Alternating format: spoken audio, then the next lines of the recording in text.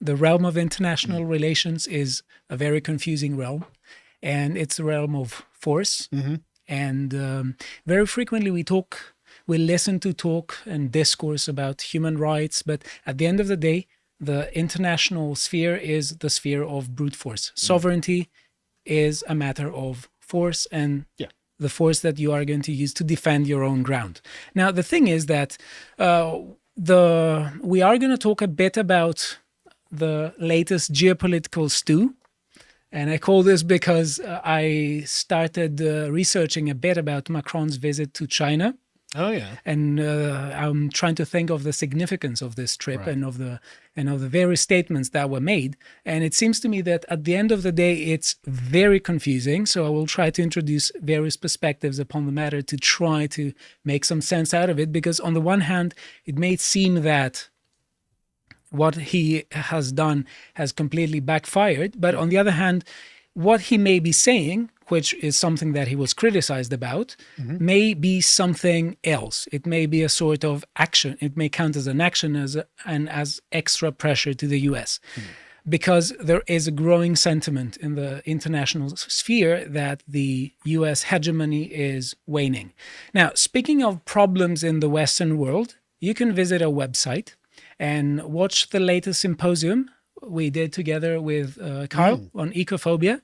With just as little as £5 a month, you can have access to all the premium content and watch discussions such as these. Now, we were discussing a lot about Roger Scruton and another book by Benedict Beckel on the topic of ecophobia, which is a sort of Western self-contempt.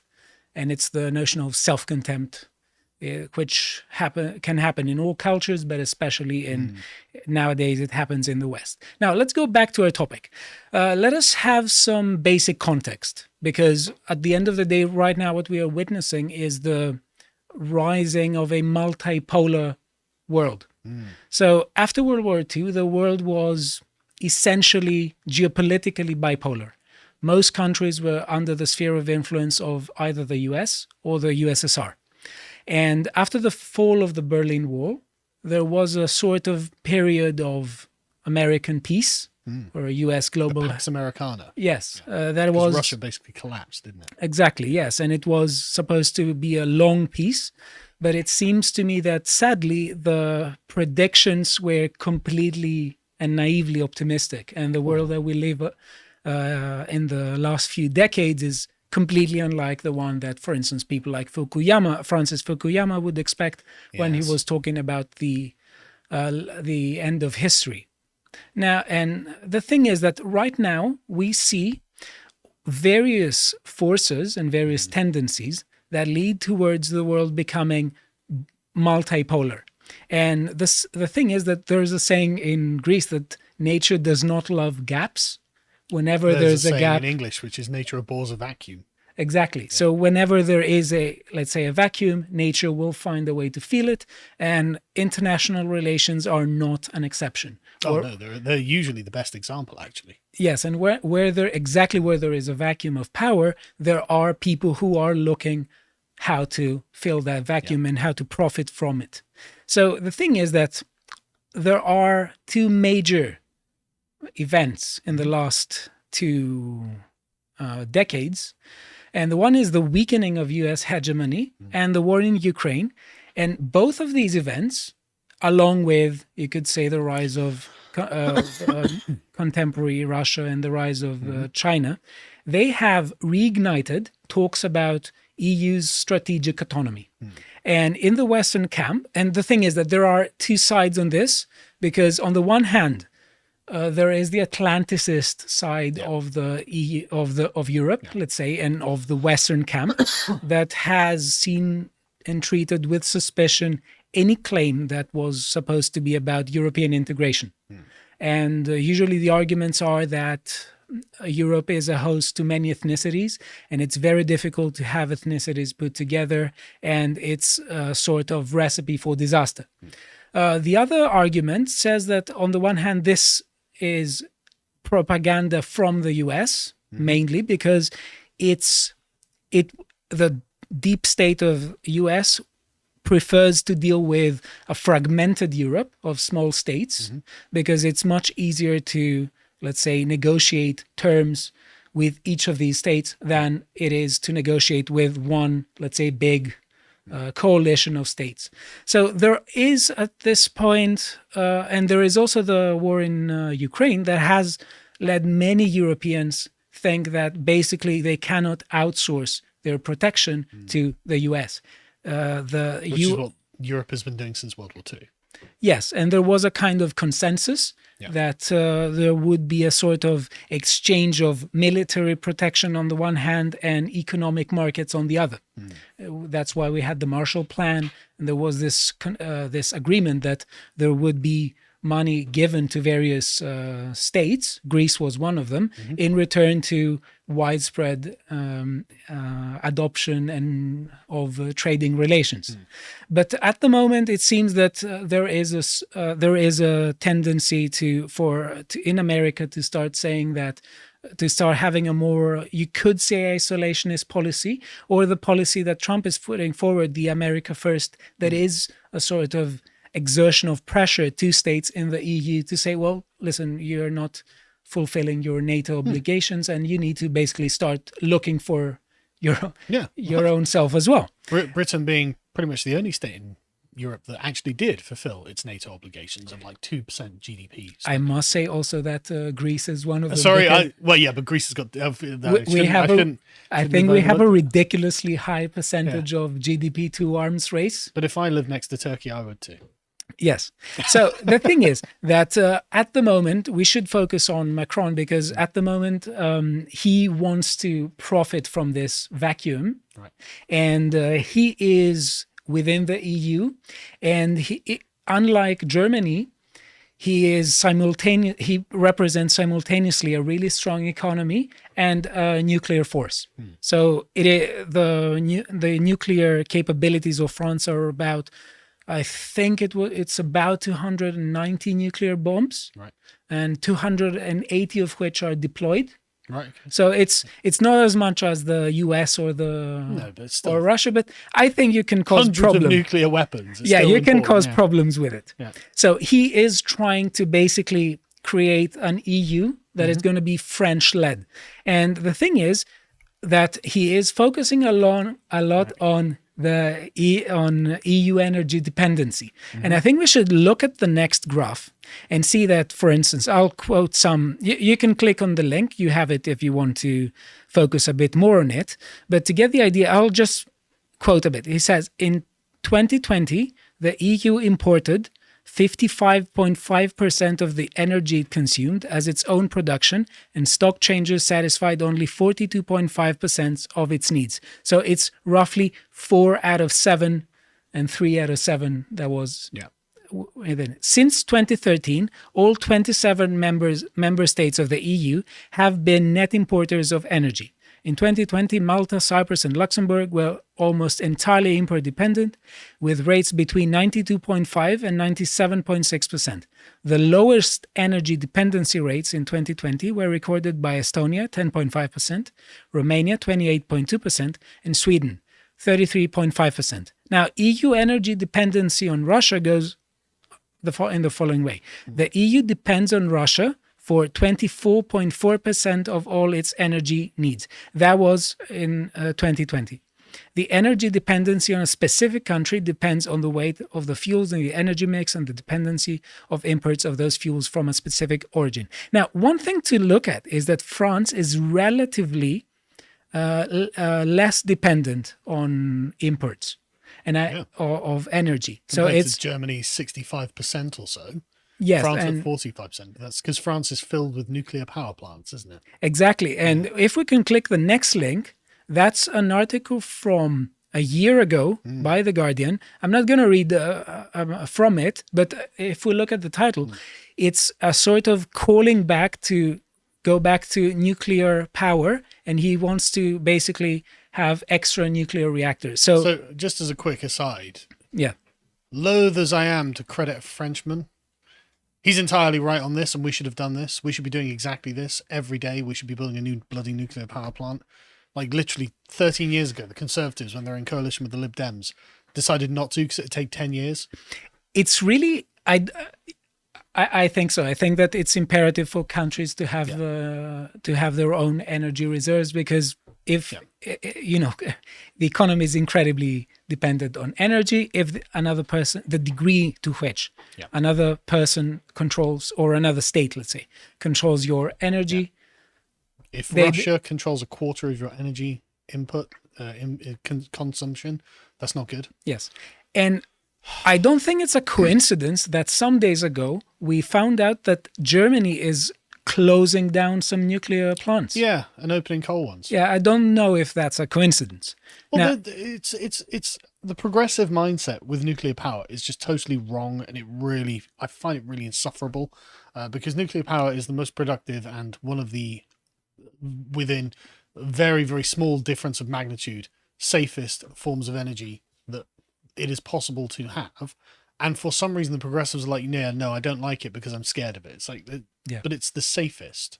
Like, the fewest deaths are nuclear power. In fact, I think it's solar that's the fewest, but it's like 0.02 deaths per 100 kilowatts or something. I think this is a bias in various of our judgments about wild. risk, because I was listening to someone saying that, sorry, really small tangent, when we fly, we're way more afraid than when we get into the car. Even though car crashes are so much more common than plane crashes. But on the other hand, the obvious argument to the other side is that what happens if there is a mistake? Yeah.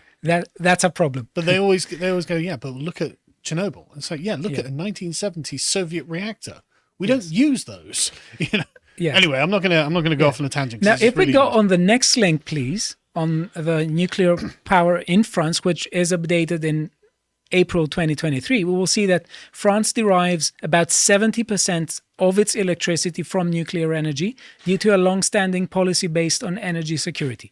Government policies set under a former administration in 2014 aim to reduce nuclear's share of electricity generation to 50% by 2025. This target was delayed in 2029 to 2035. And they have the update afterwards. In February 2022, France announced plans to build 6 new reactors and to consider building a further 8. But you can see why directly underneath. France is the world's largest net exporter of electricity due to its very low cost of generation, and gains 3 billion euros a year from this. Because I looked into this a while ago. With energy generation, nuclear power plants can be running at over 90% capacity. So all for 90% of the time of the existence of the nuclear power plant is running and producing electricity. It's ultra cheap, it's ultra productive, it's ultra green, and it's ultra safe. And France like, we want to get that down. It's like, no, you don't want to get that down. You want 100% of your energy being nuclear energy. But this is also another thing that I would not be surprised if France is behind, let's say, denuclearization rhetoric, because it benefits countries that are the rest on nuclear power. They want to have the competitive advantage. And Australia has got massive uranium stocks apparently. Yes. So it's right. Okay. So you've got a friendly country that is not going to do a Russia and start cutting off your fuel supply. You can probably buy like hundreds of millions of tons of it, and just have it sat there. And just one thing to point out, France is the world's largest net exporter of electricity due to its very low cost of generation, and gains over 3 billion euros per year from this. So it's totally in France's interest. It actually rankles me that France is actually getting this completely right and everywhere else is getting this completely wrong. I don't want to take a leaf out of their book, but they're totally right on this. So I think that gives us a good context to understand how there is a vacuum of power, and France is trying to fill it and profit from it. And I think that Macron's nuclear policy is going to be the main thing that is in his mind, because he wants an EU that is French-led, and an EU that, to the extent when he's talking about EU energy sufficiency, this means EU dependent on France, basically. That's one thing to be said. Now, in his effort to boost the image of France as a new geopolitical player, he made a trip to China in early April. And this trip has been criticized to to a large extent, because he sort of he went with Ursula von der Leyen, and they visited Xi Jinping and other senior members of the CCP, and they were talking about the EU's de-risking, not decoupling strategy towards China. And the thing is, they talked mostly about foreign relationships, and there were such as Taiwan, Ukraine, and the great power competition between China and the US. And there was a clause in some of the documents there that said, 51 clause state, France reaffirmed its commitment to the One China principle and expressed support to several aspects of China's proposed peace plan. China, on the other hand, affirmed its commitments to the developing of EU-China relations, which basically doesn't say much. The whole thing is that Macron tried to boost the image of France as being the new geopolitical player and the sort of ruler of Europe in the making. And he went there basically by talking about strategic autonomy. And this is the sort of rhetoric that tries to say that Europe should be, let's say, strategically independent. I mean, the Americans must be really concerned about this, because this seems to be either China or France essentially weakening US alliances. Like I'm feeling very much Hannibal in the Second Punic War vibes from this. Because Hannibal's goal was to break all of Rome's alliances with the other powers in Italy. It does seem so, and I don't know to what extent we should understand this, how we should understand this, because on the one hand, we should say that there should be a sort of Western solidarity if we want the Western world to survive, because if the Western world is fragmented, it will be very easily played against by an organized group. So in the same way that it has been considered as a diplomatic victory on behalf of Richard Nixon and Henry Kissinger, who established trading relations with communist China in 1972, which was sort of seen as a sort of splitting of the communist bloc of that world. In the same way, now we could say that it's the exact opposite. Now it's communist China that divides the West. What we've done is enriched an adversary. Yes. And now they're leveraging their desirable position against the United States' alliances. But if we click to the next link, we can see what sort of counter-argument Macron would have to this. I won't read all of it. I will just say it. Those of you who are interested, you can read it. He wants to say that the most dangerous thing for Europe at the moment, which has been hit very much by the sanctions to Russia for the Ukraine war, is to get dragged into basically fights that are not, as he says, ours. Now it says that the great risk Europe faces is getting caught up in crises that are not ours. So basically, this seems to be, and he is directly alluding basically to Taiwan.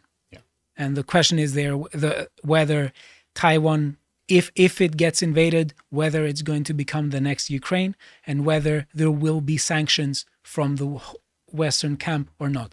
That is why Macron was very much adamant on talking about the EU as not being a vassal state of the US. Now, this is an interesting discussion because on the one hand, it seems like weakness. Because if someone goes out and say, I'm strong, I'm independent, the other side may start thinking, why do you feel the need to say so much? Isn't it implied? Well, the person in charge doesn't say that. I think that it's like Tywin Lannister in Game of Thrones. No true king says, I'm the king. But on the other hand, it's not necessarily Game of Thrones. We could say there's another perspective to this, because statements in the geopolitical realm should be taken not with one pinch of salt, with many pinches of salt. And the question is whether he is trying to not blackmail, but whether he's trying to say to the US that if you want to maintain our alliance, you need to basically change the terms with which you are dealing with us. But that would suggest a kind of diplomatic subtlety that I don't believe the Biden administration is capable of. Wouldn't that be even better for Macron now? Or not? Well, I mean, it depends. If he's actually trying to send a subtle message to the American regime and say, look, take care of your allies better. Yeah. I don't think they're listening. Okay. I think they're not very nuanced. So if they are not listening, wouldn't this be a sort of exertion of pressure? Yeah, absolutely. That would sort of say, listen, if you don't listen to me, I'm not going to have it. I'm going to basically say something, and I don't care to receive the public outrage that was again was leveled towards Macron. So because the whole question is that he is criticized as sort of making concessions to the CCP and saying that basically Taiwan, that contributes to the weakening of Taiwan's protection. There's a sort of feeling that it's not going to. Taiwan is less protected if people if the US, if NATO is less strong and less robust, then that is going to be weakening Taiwan. Yes. And basically the thing is that there was also another point of address that Macron was about to... There is a sort of feeling in the EU that China can mediate between with Russia and sort of use that to end the war in Ukraine. I'm aware that China's been trying to insert itself into that role. I'm surprised the Europeans are like, yeah, we can trust China to mediate. I think that basically this is completely naive. Yeah, and if anyone who thinks that is naive, because in a multipolar world, each pole is benefiting from the weakening of every other pole. So it seems that on the other hand, what Macron is doing could be seen as a sort of weakness from the Chinese party, but as something that weakens both China and both the EU and the US and Russia. And I don't think that they're going to mediate to do so. Now, if we can walk some results of the aftermath, the thing is that after that was a very bad timing. After Macron visited China, China announced drills in Taiwan. And also the Chinese ambassador made some really weird statements that denied the sovereignty of various countries. Right. Let's watch. A remark by China's ambassador to France has sparked controversy right around the world. During a French TV interview, Ambassador Liu She seemingly questioned the sovereignty of former Soviet republics. Now those nations and the EU want answers from Beijing. Liu She said this: these ex-Soviet countries don't have an effective status in international law because there was no international agreement to materialize their status as sovereign countries. Liu She's comments are now one of the topics at today's meeting of EU foreign ministers, and it could jeopardize China's efforts to be a mediator between Ukraine and Russia. Our Ivan Watson explains it all for you. Comments by China's ambassador to Paris on French television claims that former Soviet republics don't have any real status according to international law. They triggered somewhat of a diplomatic firestorm in Europe, with the governments of three former Soviet republics, Lithuania, Latvia, and Estonia, all saying that they would be summoning Chinese diplomats to try to clarify these claims. And meanwhile, a statement has come out on the Chinese embassy in France's website today showing a pretty sharp 180-degree U-turn, with the statement, quote, "The ambassador Liu She's remarks on the question of Ukraine were not a statement of policy, but an expression of his personal opinion. They should not be the subject of over-interpretation," going on to say that China respects the sovereignty, independence, and territorial integrity of all countries, and that China would like to help mediate a peaceful settlement to Russia's ongoing invasion and occupation of Ukraine. A diplomatic representative doesn't represent China in this matter. Yeah. Come on. Yeah. Like you can't trust the Communist Party of China. And we can skip the next link. This, if you want to read it, it's about from, let's say, the European conservative Chinese ambassador's comments draw ire of Baltic states. That's something you could watch. And the thing is that it's really, it doesn't look good on Macron because he went there to boost the image of France as the leader of the new EU power. And essentially, after he left, there was a sort of drilling again over Taiwan and the Taiwan Strait. And basically the Chinese ambassador went and he basically questioned the sovereignty of all post-Soviet, including Russia's. So so Eastern Europe now is no longer a collection of sovereign states, and the Chinese are being more aggressive on Taiwan. Yes, and basically, if you can see, Latvia, Lithuania, and Estonia are member countries of NATO. And the thing is that we have, I'm a bit cautious of time. If we go to the next link, that's another thing you could read a bit about the Taiwan Strait, but the next one is the one I'm thinking about. So it's written by Jeremy Warner, and he's talking about get ready for China's invasion of Taiwan and the end of Macron's delusion.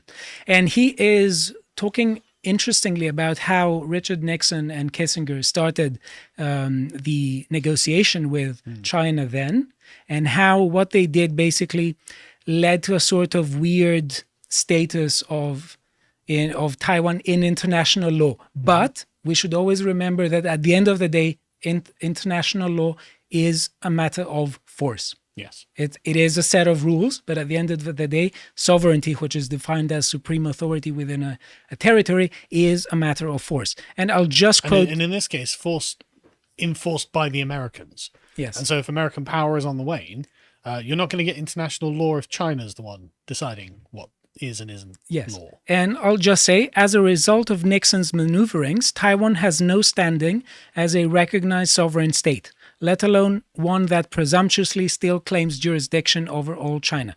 Taiwan was cynically sacrificed in Nixon's attempt to build bridges with Beijing. Notwithstanding repeated pledges by President Joe Biden, if Beijing invaded Taiwan tomorrow, it is not clear that the U.S. could legally come to its aid. And we could go to the last, to the last part of the article.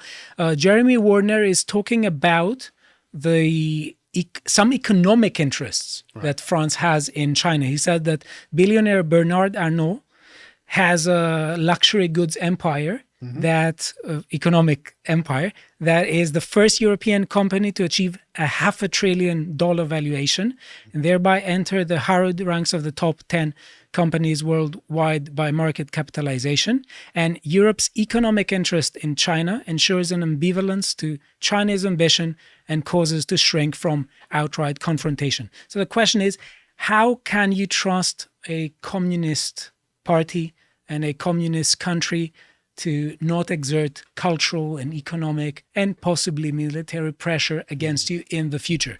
So we can just see that Europeans right now may be thinking that it's a good idea to approach China. And I think we could just end with another clip by Ron DeSantis when he's talking about legislation in Florida that he is about to put forward regarding the CCP. Well, one thing that people are concerned about out here, of course, is the rise of the CCP. And they're concerned about the security situation. One of the things they complimented us on in Florida is I'm going to be signing legislation very soon eliminating the possibility of CCP land purchases in Florida. No farmland, no land near critical infrastructure, none. So because we're on the cusp of selling all of ours to the CCP. Yeah. So very confusing scene at the moment. Diplomacy always happens behind closed doors, and we should always take many statements with many pinches of salt. That is why I try to give some various perspectives on the issue. But we're clearly swimming in a murky tank that's filled with sharks. Yeah. Like there's a very big shark. We hope you enjoyed that segment from the podcast of the Lotus Eaters. If you did enjoy, you can go to our website and get the podcast in full for free, and also pay as little as £5 a month to get access to all of our premium content and help us keep the lights on. Series such as mine and Harry's Comics Corner, where in this episode we took a look at the first part of Berserk, that is the Black Swordsman and Golden Age arc, with the second part to come. If you'd like to find out all the rest of the content that we're putting out, you can follow us at LotusEaters_com on Twitter and on Getter. Until next time, goodbye.